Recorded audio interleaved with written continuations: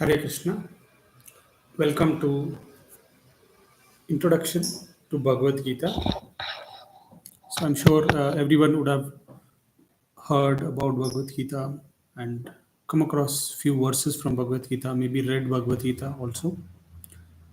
So in this series of sessions, we'll try to understand more about Bhagavad Gita, how mood of a person trying to read Bhagavad Gita should be, what be should be his or her mindset, and where the Bhagavad Gita is actually found, right?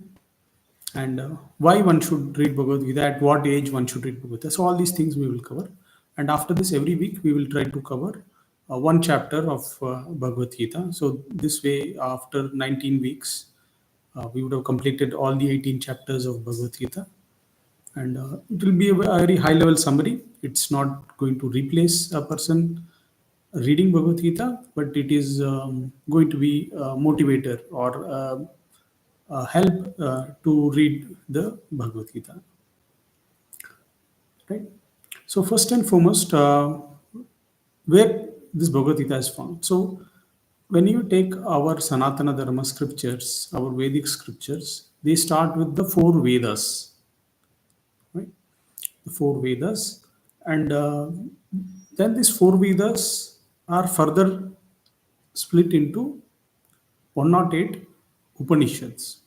So why it is being split? Because the Vedas were so high level of content that people after a few years were not able to understand that high level, especially in the beginning of Kali Yuga.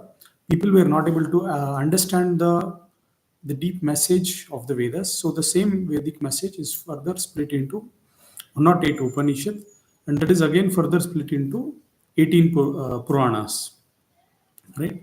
And then we have the two Mahakavyas, that is the Ramayanam and the Mahabharata. So this all these things combined together we can call as a Vedic literature, right? If so, somebody has understood the four Vedas, very good.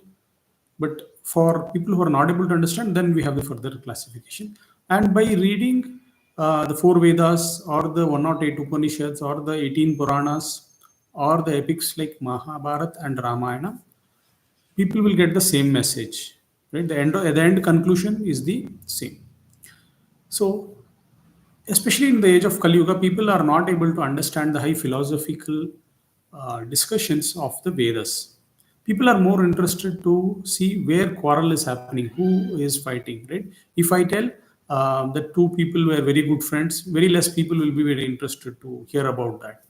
But if I say that two people were fighting very gruesomely, they were abusing each other, they were physically fighting, then there will be more interest in people to understand what was happening, right? So people are more interested to find where battle is happening, where people are fighting, right? So these are the kind of things where people are more interested, especially in this age we live, which is called as Kali Yuga.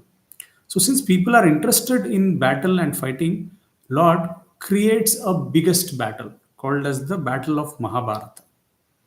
So in this, we have one side which is the Pandavas, who are five brothers, and people who support them.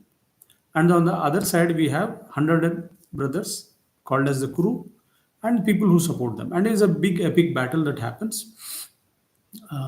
And obviously, Lord Krishna is in the side of the Pandavas, and the Pandavas eventually become victorious. So in this epic Mahabharata, which is like 1 lakh shlokas, verses, in that there are different sections, and one section is called as the Bhishma Parva. So in this Bhishma Parva, we can find the Bhagavad Gita, which is a conversation between Arjuna and Krishna. And this Bhagavad Gita conversation is about is a 700 verses. Okay, so you have the four Vedas, then you have the 108 Upanishad, then you have the 18 Puranas, then you have the Mahakavya, that is Mahabharata, and in the Mahabharata, in the Bhishma Parva, you have this conversation of Arjuna and Krishna, and this conversation is given the name as Bhagavad Gita.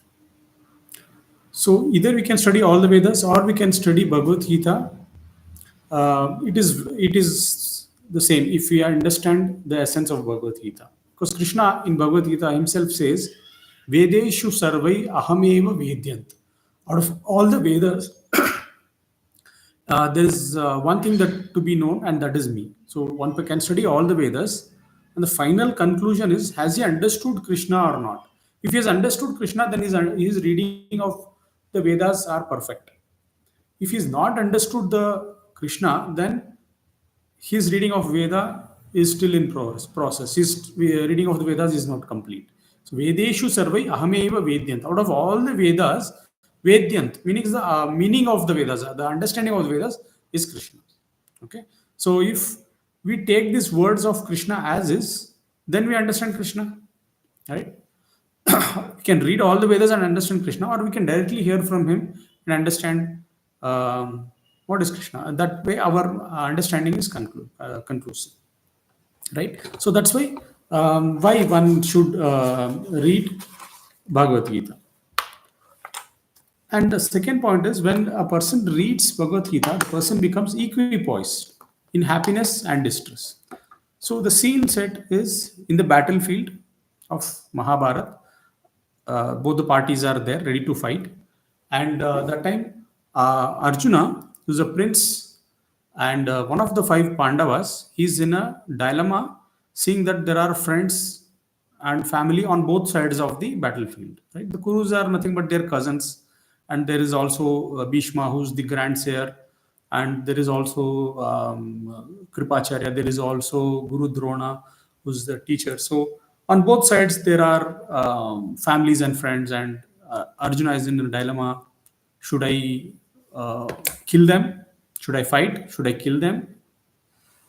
Or should I leave the battle and go? So this kind of a dilemma is there for Arjuna. He thinks whether fighting and winning over them, will there be happiness or will there be more sorrow because of killing of the teacher and the cousins? I will be sad even if I win the war. So what kind of battle I am fighting, right? You fight a battle, you win, you're victorious and you're happy. Or I fight the battle, I kill my friends and relatives, and then I will be sad. So what kind of victory is this? So he's in a very big dilemma. And most of us, some point of the other, or daily also, we go through some kind of ups and downs and dilemma. And when we are in the ups and downs, we generally tend to make a wrong decision of which we regret very later. So reading Bhagavad Gita will keep us in the equipoised position. So after hearing the Bhagavad Gita message, Arjuna was now ready to fight. Earlier he was telling, "Let me not fight, because even if I fight and win, it's not a great thing. If I fight and lose, it's also not a good thing. So let me not fight." So this was the kind of dilemma Arjuna was going through. But after hearing the Bhagavad Gita, he was equipoised.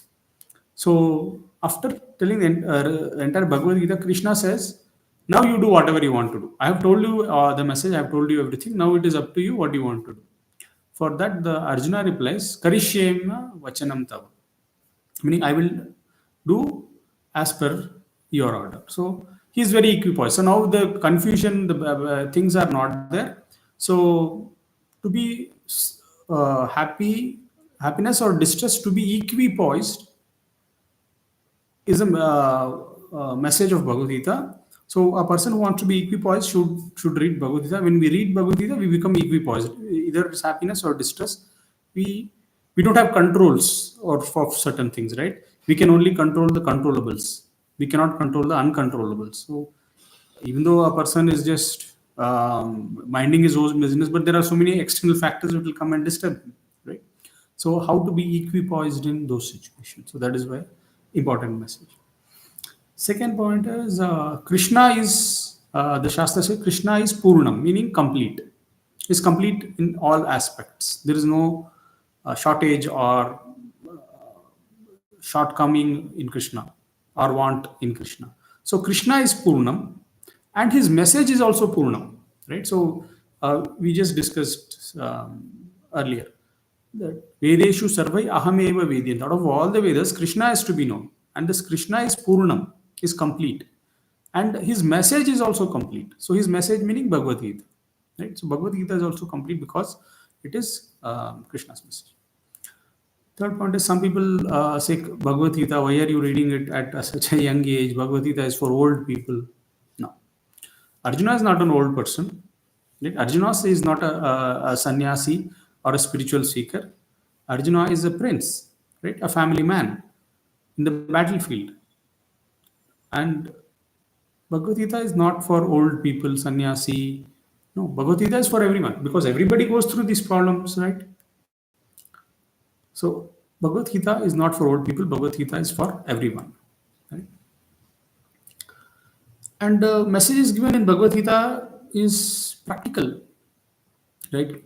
Krishna doesn't say, Arjuna, okay, you sit in the chariot, I will fight on your behalf. No, Krishna doesn't say that. Krishna says, Ma manusmarami yuddhicha. You do your duty. In this case, for Arjuna, is to fight in the righteous battle. So you do your duty, but you do it for me, right? In the further chapters, when we go, we will understand in detail these things. So Bhagavad Gita is practical, and Bhagavad Gita is something that we can apply in our day-to-day life, right? One thing that is required is we have to be having some patience. When we have patience, it is possible. And Bhagavad Gita is ever fresh, right? Krishna says Bhagavad Gita to Arjuna, which is 4,000 years back. And in Bhagavad Gita itself, Krishna says that he had given the same message of Bhagavad Gita earlier to the sun god Vivaswan, thousands of years before. So either message to Vivaswan, message to Arjuna, and we are 5,000 years later, so we are reading Bhagavad Gita. 5,000 years in the future, somebody will read Bhagavad Gita. The message is ever fresh, ever practical. It's not that it is an outdated message. No, this message of Bhagavad Gita is ever fresh, and it will remain to be ever fresh. Right? So there's one very interesting shloka. I'll just read it. Ekam Shastram Devaki Putra Geetam. So currently, throughout the world, there is a sense that everybody is one. Everybody should. There is no difference, right? Every people, every human being across different countries and continents are the same, and there should be only one book. So this is the book, right? Eko Shastram Devaki Putra Geetam, meaning there's only one holy book that is applicable, practical for everyone, and that is the Devaki Putra Gita. Devaki Putra is Krishna, and Krishna's Gita or Krishna's song is also called as Bhagavat Gita. Bhagavat means God. So God, song of the God, we can also translate it into English in such a way. So song of the God, Eko Shastram, the one religious book that is needed, that is applicable for everyone, is Devaki Putra Gita.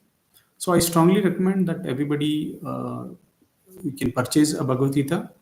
Especially the month of December is celebrated as Gita Jayanti month, wherein devotees across the world are gifting Gitas to others, or selling Gitas through. You can go to any of these ISKCON centers and you can take a Bhagavad Gita as it is. The reason I specifically say Bhagavad Gita from ISKCON is the success, or so Bhagavad messages are the same, right? The translation is the texts are the same, the translation is the same, but after the translation there is a purport, and the more authentic purport I can find is from the Bhagavad Gita as it is written by Jagat Guru Srila Prabhupada. Because there are many versions, different people written Bhagavad Gita, their own commentary, their own translations. But the test of that is after reading that, nobody became a devotee. Right? Mahatma Gandhi has also written a Bhagavad Gita commentary. But after reading that, how many people have become like Arjuna? How many people have become like a devotee of Krishna? The answer is not much. But after reading Srila Prabhupada's Bhagavad Gita as it is, a lot of many people have become devotees. So that's a real test, and that's the largest selling Bhagavad Gita commentary in the world. So I strongly recommend that you purchase the book. Of course, the text, everything is available online, but purchasing the book, physical book, touching that book, coming in contact, that really actually helps us to be more connected. Okay, so this is ends the introduction part, and here on every week we'll try to cover one chapter, the gist of it, and how to approach each chapter. Thank you. Hare Krishna.